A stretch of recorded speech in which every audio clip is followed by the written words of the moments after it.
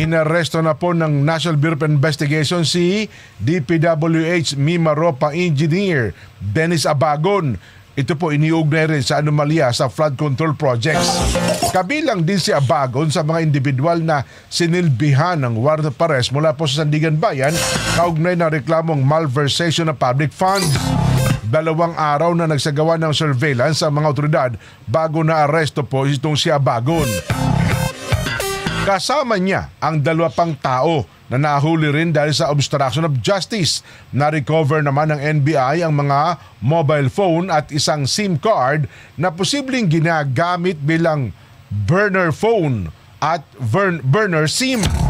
Ginagamit naman ito para makipag-usap habang tinatago ang kanyang pagkakakilanlan at lokasyon.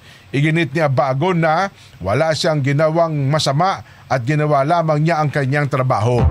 Idinagdag pa niya na wala siyang nasaksihang anumang transaksyon at hindi siya nakipag-ugnayan sa mga matataas na opisyal.